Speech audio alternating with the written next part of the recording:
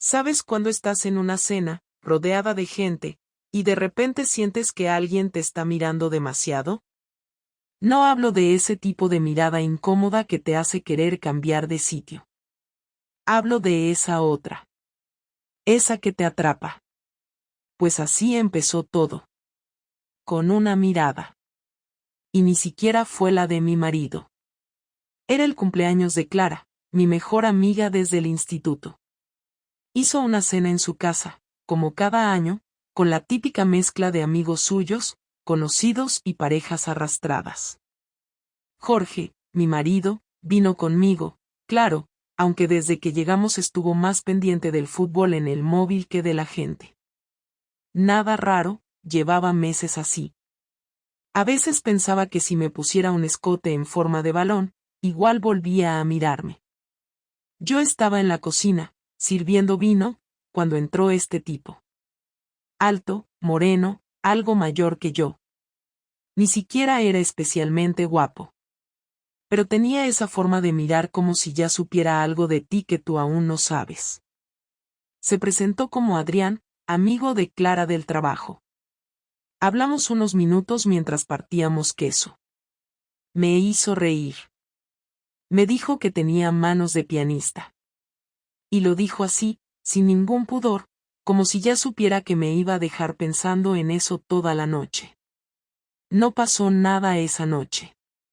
Volví a casa con Jorge, discutimos por una tontería, ni recuerdo por qué, y me dormí dándole la espalda. Pero en mi cabeza, seguía viendo los ojos de Adrián. No sé por qué, pero había algo en esa forma de hablarme, de no tener prisa, que me removió por dentro.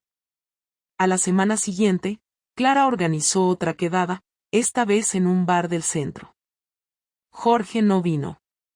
Dijo que estaba cansado, aunque luego me enteré de que se fue a cenar con sus compañeros del pádel. Y ahí estaba Adrián otra vez. Esta vez sí me buscó con la mirada. Esta vez sí me preguntó cosas personales, de verdad. Me escuchaba. Me decía que le gustaba cómo decía algunas palabras, que tenía una forma rara de reírme pero que le encantaba. Y lo peor es que yo me dejé. Me dejé querer con palabras, con gestos, con esa atención que Jorge ya no me daba. A los días, me escribió. Primero en plan inocente. Una foto de una taza de café y la frase, aquí falta alguien. Ridículo, lo sé. Pero ese mensaje me hizo más ilusión que cualquier cosa que Jorge me hubiera dicho en meses. Acepté ir a tomar un café con él. Fue en un sitio pequeño, cerca del lavapiés. Yo estaba nerviosa, pero fingí seguridad. Él me miraba como si ya hubiera estado conmigo 1000 veces. Era una sensación rara, como si todo esto ya hubiera pasado en otra vida y solo estuviéramos repitiendo los pasos. Esa tarde, no pasó nada físico. Pero yo ya había cruzado una línea. Volví a casa y no pude mirar a Jorge a los ojos. Me sentía culpable, sí, pero también viva. Había algo en mí que se había despertado y no sabía cómo frenarlo. Y esto es solo el principio. Lo que viene después no es bonito. No hay justificaciones. Solo decisiones, silencios y una bola de nieve que no paró de crecer. No sé cómo explicar lo que vino después sin que suene como una excusa, pero a veces lo más grave no empieza con una traición directa, sino con una acumulación de decisiones pequeñas que, cuando te das cuenta, ya te tienen metida hasta el cuello. Las semanas siguientes al café con Adrián fueron un desorden emocional. No volví a quedar con él de inmediato, pero manteníamos contacto. Mensajes casi diarios, tonterías al principio, luego más personales. Me preguntaba cosas que Jorge no me preguntaba desde hace años. Cómo había dormido, si había desayunado, si seguía teniendo esa manía de pellizcar la servilleta cuando estaba nerviosa. A veces me enviaba fotos de cosas absurdas que le hacían gracia y otras veces simplemente me decía que había soñado conmigo. Yo intentaba mantener la distancia, pero la realidad es que lo esperaba. Me pasaba el día deseando que llegara una nueva notificación suya, como si mi cuerpo necesitara una pequeña dosis de alguien que me recordara que aún era visible. Jorge no notó nada, o si lo notó, no dijo ni una palabra. Seguía con su rutina de trabajo, pádel, sofá y silencio. No se interesaba por nada de lo que yo hacía y, cuando le hablaba, contestaba con monosílabos o directamente no respondía. Nuestra casa se había convertido en una especie de sala de espera en la que nadie tenía intención de salir ni avanzar. Yo ya no recordaba la última vez que habíamos hecho el amor sin que pareciera una obligación. Todo se sentía mecánico, programado. Y aunque sabía que lo que estaba haciendo era peligroso, también sentía que era lo único que me conectaba con algo real. El problema fue que la distancia entre Adrián y yo no duró mucho. Una tarde, después de intercambiar mensajes toda la mañana, me propuso vernos. No en una cafetería, ni en un bar.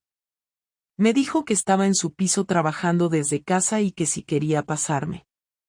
No le contesté de inmediato, pero no lo rechacé. Tardé 3 horas en decidirme.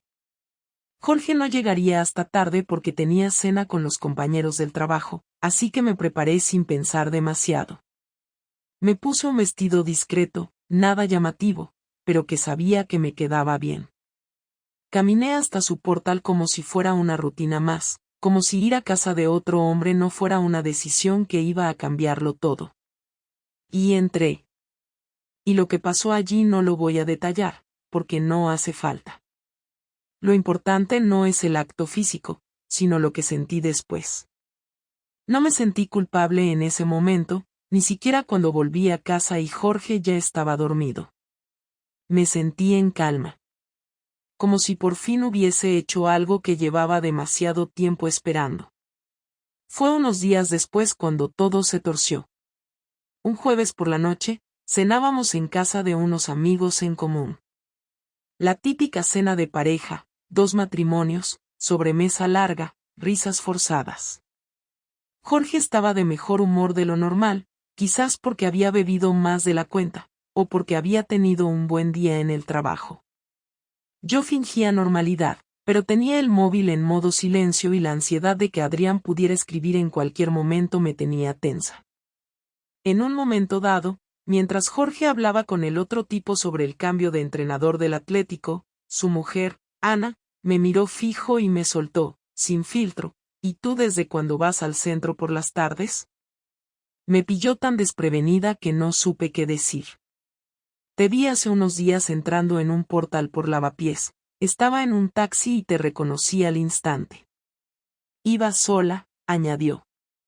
Me atraganté un poco con el vino, intenté hacer una mueca de sí, puede ser, fui a ver una exposición, pero mi tono no sonó convincente ni para mí. Jorge no dijo nada en ese momento, ni camino a casa, ni al llegar. Se metió en la cama como siempre, revisó el móvil, apagó la luz y se dio la vuelta. Pero algo en su forma de moverse ya no era la misma. Era como si su cuerpo se hubiese quedado rígido, demasiado contenido, demasiado ordenado. Yo también fingí que nada pasaba, pero empecé a dormir con esa sensación en el pecho, como cuando sabes que algo viene y no sabes cuándo va a estallar. 2 días después fue cuando sucedió. Volvía del trabajo, entré en casa como siempre, dejé las llaves en la mesa del recibidor y me encontré a Jorge sentado en el sofá, en silencio. No la tele puesta, no el móvil en la mano. Simplemente estaba ahí, esperándome. Me saludó con un tenemos que hablar tan seco que supe que era el momento. Me quedé de pie, con el bolso aún colgando del hombro. Él no gritó, no insultó, no me preguntó nada directamente. Solo dijo: sé que estás con alguien. Me quedé en blanco. No lo negó, no lo sugirió, lo afirmó. Como si llevara semanas rumiándolo. No supe qué decir, literal. No me salían las palabras. El corazón me iba a 1000, no por miedo, sino por no tener preparada ninguna versión, ninguna defensa. ¿Es alguien del trabajo?, preguntó. negué con la cabeza. ¿Lo conozco? Volví a negar. Entonces se levantó, fue hasta la mesa del comedor y me lanzó una carpeta con papeles. La abrió y me mostró varias impresiones de fotos nuestras de hace años, mezcladas con una sola hoja en la que había una dirección y una fecha. Era el portal de Adrián. La fecha era el día que Ana me vio. No hace falta que me cuentes nada. Lo confirmé el mismo día que volvimos de esa cena. Solo quería ver si ibas a tener la decencia de decírmelo tú, dijo sin levantar la voz. Me temblaban las piernas. Me senté en la silla sin darme cuenta. No iba a durar mucho más esto, ¿verdad?, me preguntó, esta vez con un tono más triste que enfadado. Y no supe qué responder. Porque tenía razón. Nuestra relación llevaba tiempo colapsando. Solo que yo lo empujé más rápido hacia el final. Él, sin mirarme directamente, dijo, mira, no quiero ni pelear ni discutir, pero necesito saber qué quieres hacer. Si te vas, te vas. Si te quedas, tendrás que explicarte. No le respondí esa noche. No porque no quisiera, sino porque no sabía ni lo que yo quería. Lo único que sabía era que ya no había vuelta atrás. No dormimos esa noche, aunque estuvimos los dos en la misma cama, cada uno mirando al techo como si fuera un interrogatorio silencioso que ninguno quería empezar. A las 6:30, cuando sonó el despertador de Jorge, se levantó como siempre, fue al baño, se duchó y se vistió sin mirarme, pero esta vez no se fue a trabajar. Volvió al salón, se sentó frente a mí y apoyó los codos en las rodillas, como si estuviera a punto de negociar algo importante. Yo llevaba despierta horas, repasando mentalmente todas las frases posibles que podía decir, todas igual de inútiles. Cuando habló, lo hizo con una calma que me descolocó más que cualquier grito. No voy a irme sin entender qué ha pasado, pero tampoco voy a quedarme si me vas a mentir, dijo. Yo asentí sin mirarlo directamente, porque sabía que en cuanto cruzáramos las miradas, iba a empezar a llorar, y no quería usar eso como escudo. Le conté lo justo al principio, intentando mantener un tono racional que no sentía. Le dije que había conocido a alguien, que había sido algo progresivo, que no había sido un impulso de una noche. Él escuchaba sin interrumpir, con los brazos cruzados, apretando la mandíbula. Cuando mencioné que llevaba semanas viéndolo, me cortó. No me hables como si esto fuera un informe, dime por qué, soltó, ya sin el control de antes. Le expliqué que me sentía sola, que nuestra relación se había ido apagando, que necesitaba sentirme deseada, escuchada. No lo dije con dramatismo, lo dije como una verdad que llevaba demasiado tiempo guardada. Jorge se levantó y empezó a caminar por el salón, pasando la mano por los muebles como si comprobara que seguían ahí. ¿Y eso te parecía una razón suficiente para acostarte con otro?, preguntó. No supe qué responder, porque cualquier cosa que dijera iba a sonar a excusa, y lo era. Me limité a decir que no había pensado en términos de razones, que simplemente pasó. Él se rió, pero no fue una risa amable. Claro que pasó, siempre pasa, pero alguien toma decisiones antes, respondió. La conversación subió de tono rápido. Me reprochó no haber hablado antes, no haber dicho que estaba mal, no haber pedido ayuda. Le contesté que sí había hablado, que muchas veces intenté acercarme y él siempre estaba cansado, ocupado o distante. Él negó eso con la cabeza, como si estuviera escuchando una versión que no reconocía. Yo no soy perfecto, pero no te obligué a engañarme, dijo, ya con la voz más alta. Yo sentí cómo me subía la rabia, esa rabia fea que aparece cuando te sientes acorralada. Tampoco me obligaste a quedarme años sintiéndome invisible, le solté. Ahí fue cuando la calma se rompió del todo. Dio un golpe seco en la mesa del comedor, no lo suficiente como para romper nada, pero sí para dejar claro que estaba conteniéndose. No mezcles las cosas, gritó. Si estabas tan mal, te ibas. No te buscabas un reemplazo.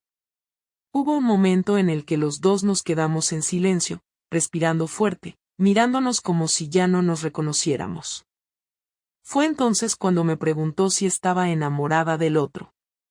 La pregunta me cayó como un peso encima, porque no tenía una respuesta clara, y esa duda ya era una respuesta en sí misma. Le dije que no lo sabía, que no era amor como el nuestro había sido al principio, pero que sentía algo. Algo que me hacía querer verlo, pensar en él, compartir cosas que ya no compartía en casa. Jorge se pasó las manos por la cara y se dejó caer en el sofá. Entonces dime qué hacemos ahora, dijo, con una voz que ya no tenía fuerza. Yo no contesté. No porque no quisiera, sino porque cualquier camino implicaba perder algo, y yo no estaba preparada para elegir. Pasaron los días y la tensión no bajó. Seguíamos viviendo juntos, pero hablábamos lo mínimo. Yo iba a trabajar como siempre, él también, pero el ambiente era irrespirable.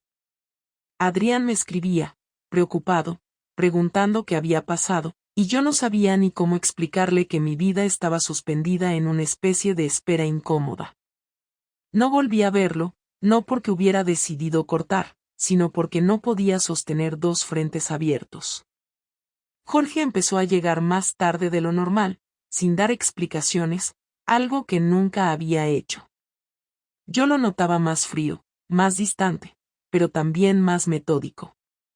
Observaba cosas que antes no observaba, hacía preguntas aparentemente triviales, como a qué hora había salido o con quién había comido.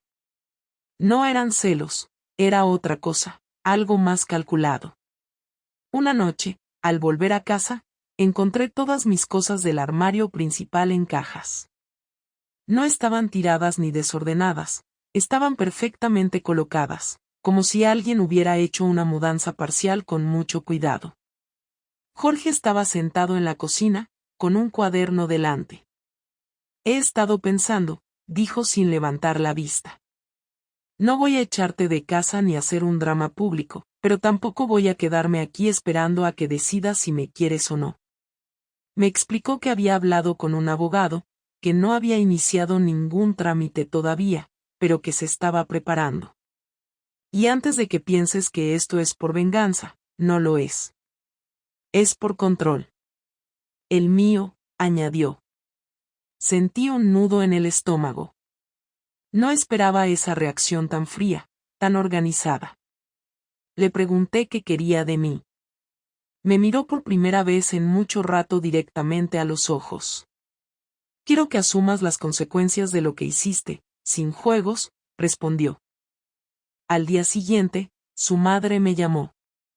No sabía nada en detalle, pero sabía lo suficiente. Me habló con un tono educado, distante, como si ya no fuera familia.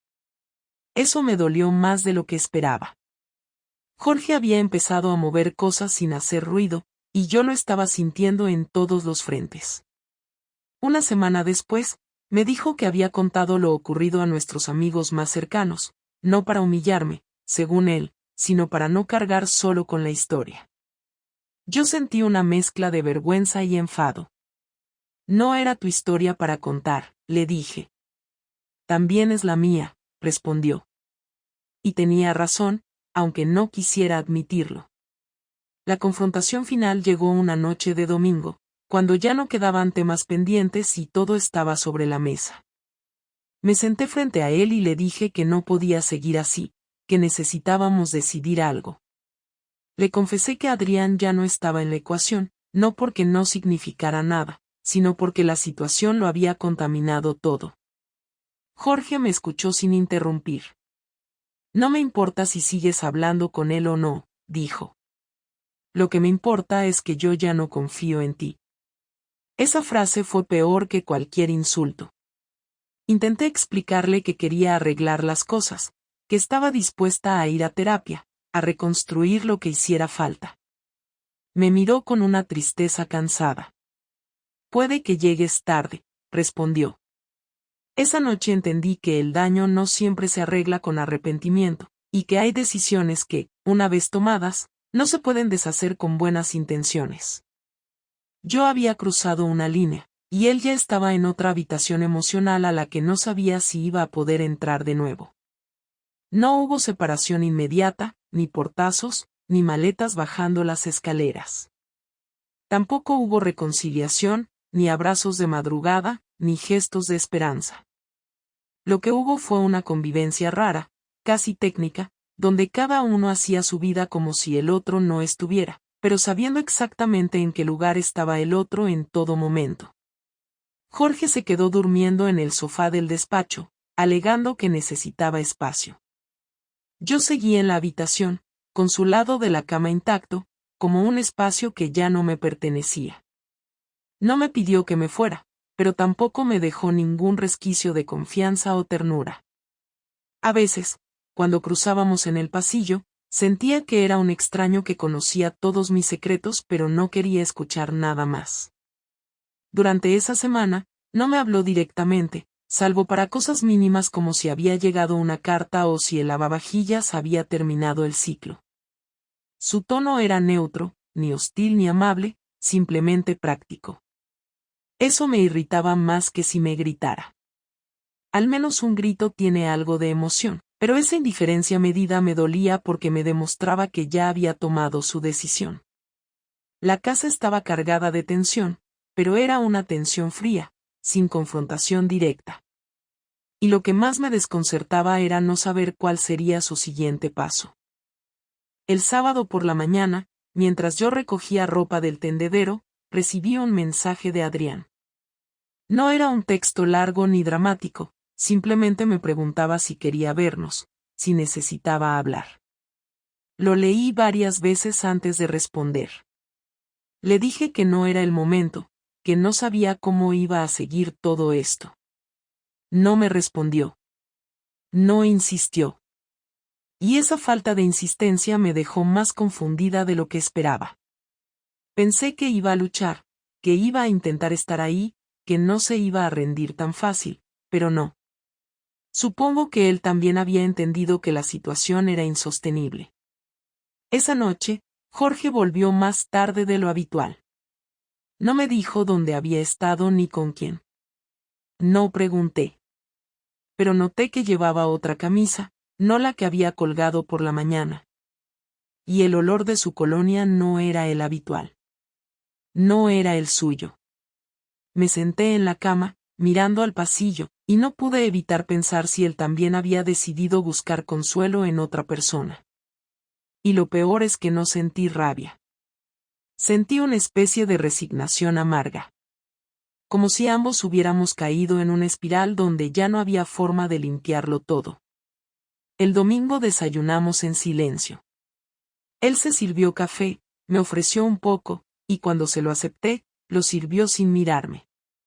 Luego se sentó al otro lado de la mesa, y estuvimos así 10 minutos.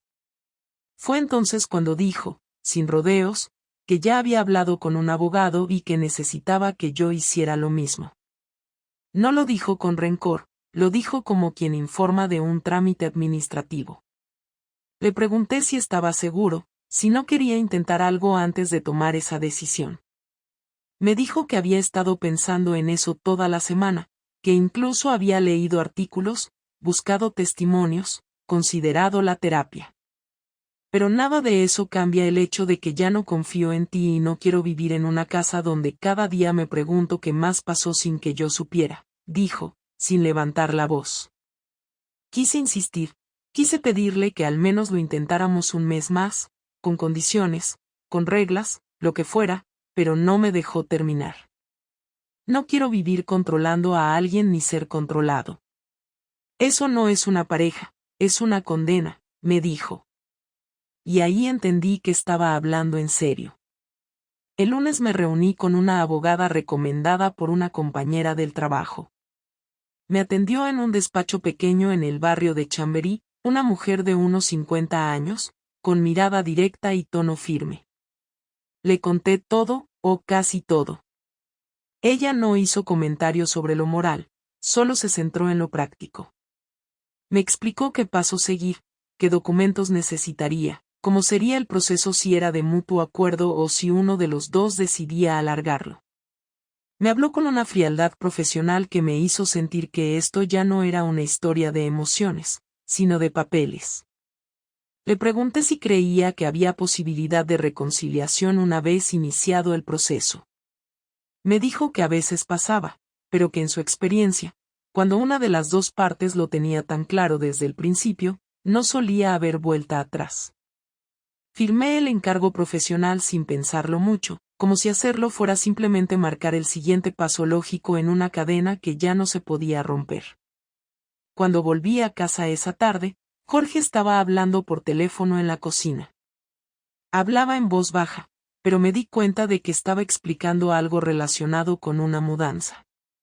Supuse que era con un amigo o con alguien que le ayudaría a encontrar otro lugar.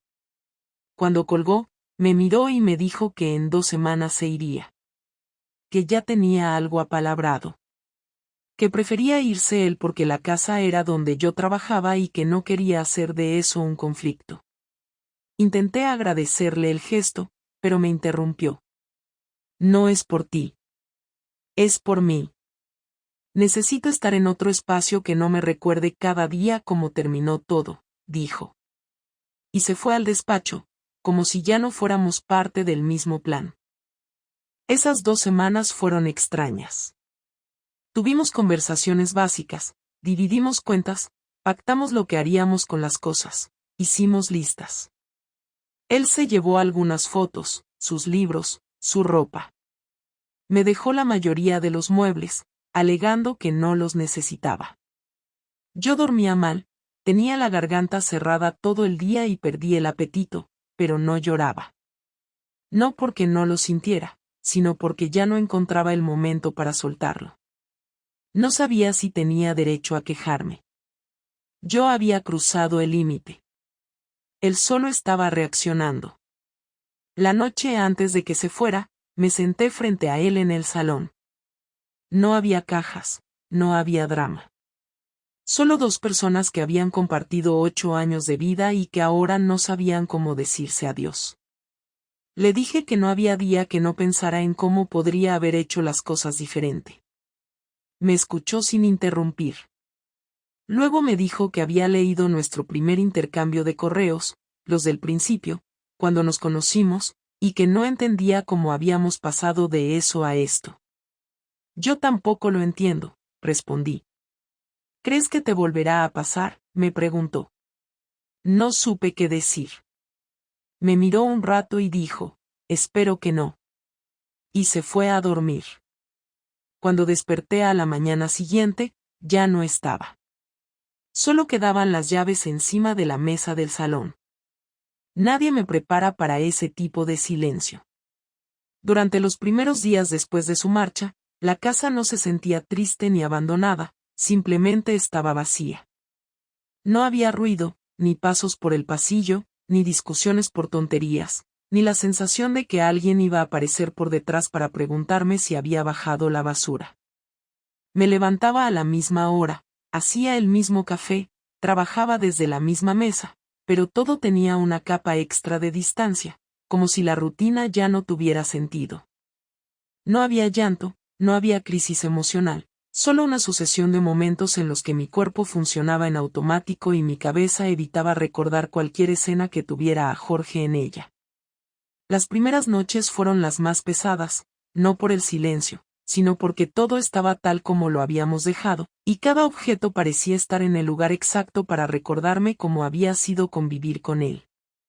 A los 3 días decidí cambiar de sitio el sofá, tirar una lámpara vieja que él había elegido, mover la cama un poco hacia la pared. No fueron cambios radicales, pero necesitaba intervenir en el espacio para no sentirme una invitada en mi propia vida. Adrián volvió a escribirme al 5.º día, esta vez con un mensaje más directo, preguntándome si había tomado una decisión, si quería que habláramos o si prefería que desapareciera. No respondí en ese momento, no porque no tuviera algo que decirle, sino porque ya no sabía si lo que sentía por él era algo real o solo una reacción al desastre que había provocado. Cuando lo conocí, me sentí escuchada, valorada, deseada, pero ahora no podía separar eso de todo el daño colateral que había causado. Le contesté al día siguiente, con un texto largo, explicándole que no estaba bien, que no tenía claro si quería seguir viéndolo o no, que todo estaba demasiado reciente y que necesitaba espacio. Me contestó al rato, con una frase corta: vale, me avisas si eso cambia.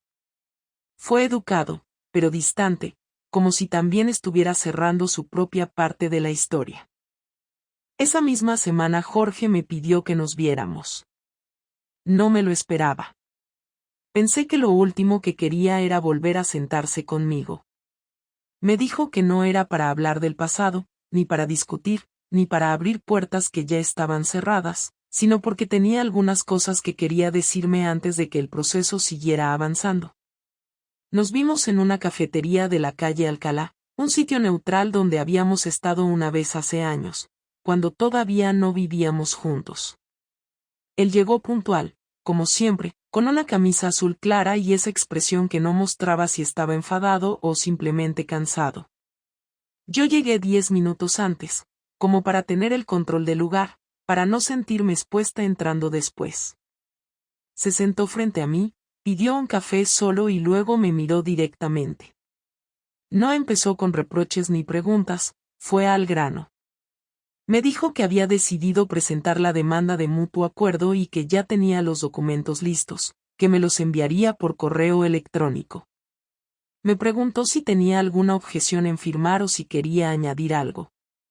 Le dije que no, que estaba de acuerdo.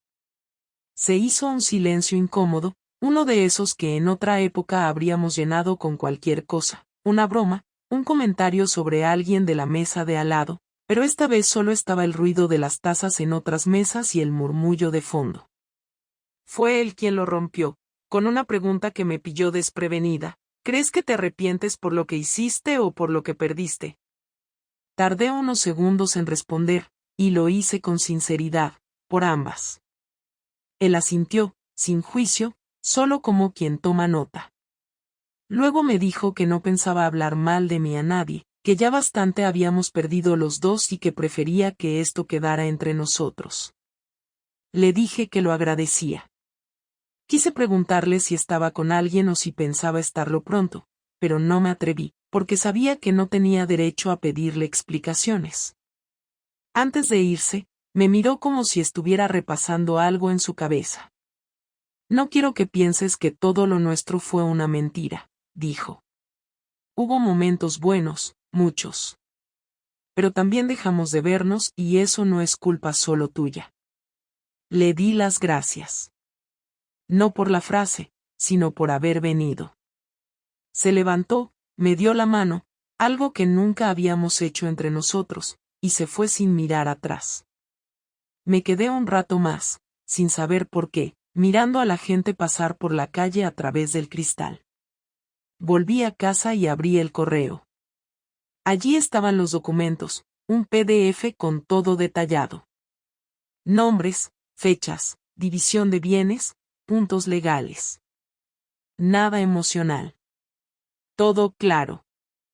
Imprimí la última hoja, la firmé y la escaneé para enviársela de vuelta. Tardé menos de 5 minutos en hacerlo.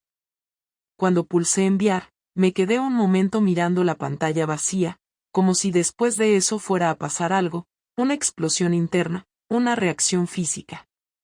Pero no pasó nada. Solo el sonido del archivo subiendo y el clic de la bandeja de salida.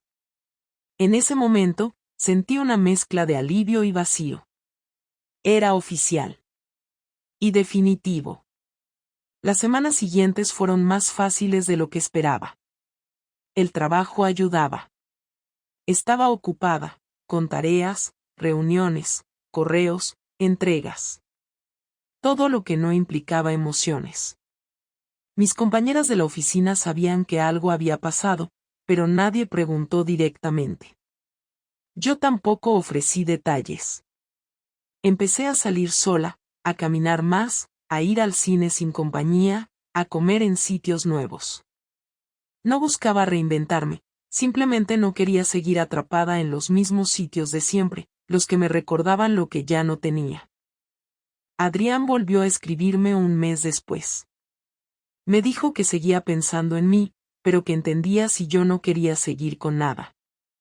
Le contesté que agradecía su mensaje, pero que no estaba preparada para otra relación, que no quería volver a meterme en algo sin saber si lo hacía por necesidad o por deseo real. Me dijo que lo entendía y no insistió. Desde entonces no volvimos a hablar. No lo bloqueé ni borré su número, pero tampoco volví a mirar su perfil. Supongo que los dos sabíamos que había sido un capítulo que no podía seguir sin romper aún más las cosas. Un día, volviendo de hacer la compra, pasé frente a un parque donde Jorge y yo habíamos discutido fuerte una vez, y me di cuenta de que ya no sentía rabia. No había tristeza, ni culpa. Solo una especie de aceptación muda de que las cosas habían seguido su curso. No necesitaba justificarme ni castigarme. Había hecho daño, sí, pero también me había hecho cargo. No esperaba perdón, tampoco castigo. Solo quería entender qué hacer con lo que quedaba. Lo supe unas semanas después, en una conversación inesperada con mi hermana, que me preguntó si me arrepentía de todo lo que había pasado. Le dije que no me arrepentía de haber querido sentirme viva, pero que sí me arrepentía de no haberlo gestionado de otra forma. Me dijo que eso no era consuelo, pero que al menos era honesto. Supongo que en eso se resume todo. No encontrar consuelo, pero sí algo parecido a una lección. Una forma de seguir. Aunque no sea la que pensabas. Aunque no tenga aplausos ni cierre feliz. Solo seguir. Y ver qué pasa. Han pasado casi 3 meses desde que firmamos el acuerdo, y aunque a veces parece que fue hace mucho más, todavía hay días en los que todo me parece reciente. La vida se ordena rápido cuando no tienes más opción. El trabajo ocupa gran parte de mi tiempo, he retomado actividades que había dejado hace años y, por primera vez en mucho tiempo, duermo entera sin despertarme a mitad de la noche con la cabeza llena de preguntas. Eso no significa que esté bien del todo, pero al menos no vivo con el nudo en el estómago que me acompañó durante semanas. Hay una calma extraña en saber que ya no hay nada pendiente, que todo lo que se podía decir fue dicho, que cada uno está donde ha decidido estar, por elección o por consecuencia. Lo que más me sorprendió es que el dolor no era tan constante como imaginaba. Lo más duro no fue la separación ni el silencio posterior, sino enfrentar las partes de mí que dejé crecer sin control. Ahora entiendo que no fue solo una infidelidad, fue una cadena de decisiones que ignoré durante años, hasta que ya no pude sostenerlas. He hablado con pocas personas sobre lo ocurrido. A mi hermana le conté lo justo, y con mis padres preferí no entrar en detalles. Solo les dije que Jorge y yo nos habíamos separado por diferencias personales y que no había posibilidad de reconciliación. Ellos preguntaron lo mínimo, quizás porque intuían que cualquier comentario estaría fuera de lugar o porque entendieron que no iba a abrir ese tema más de lo necesario. Mis amigas también lo supieron por encima, algunas con más interés de lo que me habría gustado, otras con respeto y prudencia.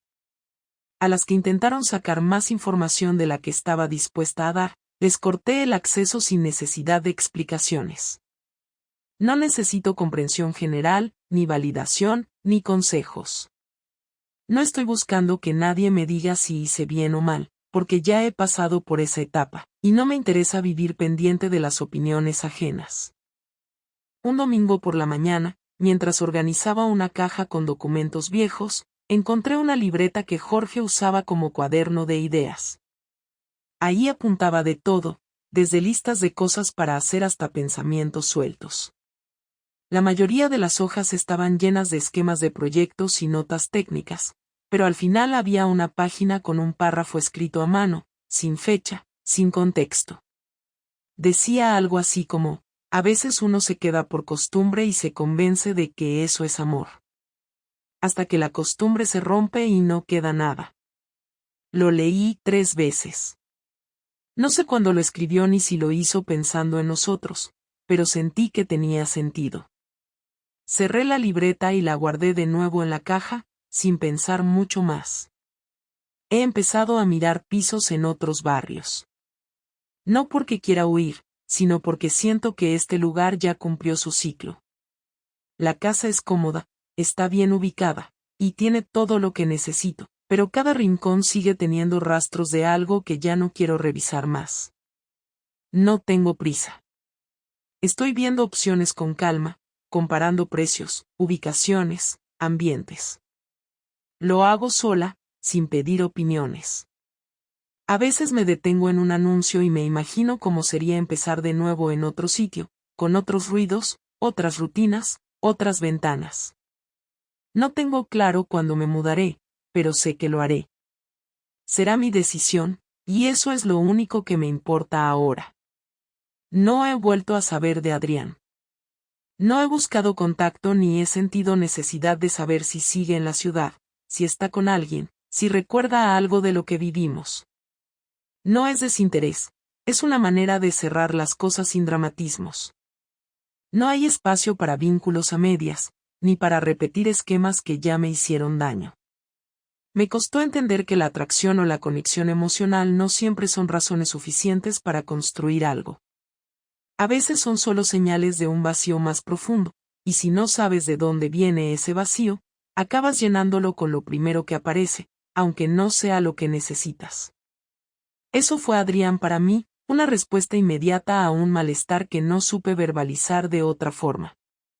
No lo culpo por nada, pero tampoco lo romantizo. He pensado mucho en lo que diría si tuviera una última conversación con Jorge, no para pedir perdón ni para justificarnos, sino solo para entender si él también ha podido recomponerse después de todo esto. Imagino que sí. Él siempre fue más pragmático, más ordenado. Supongo que se refugiará en su rutina, en su círculo de amistades, en sus proyectos. Tal vez esté con alguien, o tal vez no. No me corresponde saberlo. Lo que me queda es la certeza de que, a pesar de todo, lo nuestro fue real durante un tiempo, y que el final no borra lo que sí funcionó durante años. Sé que hice daño, y sé que me equivoqué en la forma. Lo que todavía estoy procesando es por qué me mantuve tanto tiempo en algo que ya no me hacía bien. Esa es la pregunta que me acompaña ahora, no para flagelarme, sino para no repetirlo. Hay momentos en los que me acuerdo de escenas muy puntuales. Un viaje que hicimos a Galicia, una tarde en la que pintamos juntos una pared del salón, una comida en la que nos reímos sin motivo durante media hora. No lo hago con nostalgia ni con culpa. Simplemente los registro como parte de mi historia. También me acuerdo de discusiones absurdas, de silencios incómodos, de escenas en las que no cruzábamos más de 3 frases. Todo eso convive en el mismo archivo mental. Ya no intento decidir qué pesa más. Acepto que fue así, con sus partes buenas y sus fallos, y que terminó porque ninguno supo o quiso sostenerlo cuando empezó a romperse. He aprendido que no todo se puede salvar. Que hay relaciones que se desgastan no por un hecho puntual, sino por una suma de cosas que nadie quiso revisar a tiempo. Que el amor no es solo aguantar, y que quedarse no siempre es lo valiente. También he entendido que el arrepentimiento sirve de poco si no se traduce en cambios concretos. No me interesa convertirme en otra persona, pero sí en alguien que no repite las mismas decisiones sin preguntarse por qué las toma. Eso es lo que intento hacer ahora, con más conciencia, sin impulsos, sin dramatizar. No tengo un plan a largo plazo. No sé si quiero volver a estar en pareja, si viviré sola los próximos años o si algún día me cruzaré con alguien que encaje con quien soy ahora. No me lo planteo como objetivo. Lo que quiero es seguir recuperando espacios que había cedido sin darme cuenta, volver a disfrutar de las cosas pequeñas que no dependan de nadie más, construir una rutina donde no tenga que fingir. Y si en algún momento aparece alguien con quien compartir eso, será desde otro lugar, sin necesidades disfrazadas de vínculos, sin urgencias emocionales. Esto no es un final feliz ni una historia de redención. Es solo el cierre de una etapa que dejó heridas, pero también enseñanzas que antes no habría podido aceptar. No espero comprensión de nadie, Solo tener la claridad para no volver al mismo lugar con otro nombre. Me equivoqué, hice daño, me arrepentí y asumí las consecuencias. Lo que viene después, aún no lo sé, pero al menos será desde otro tipo de verdad. Una que no tenga que esconder. Una que me pertenezca por completo.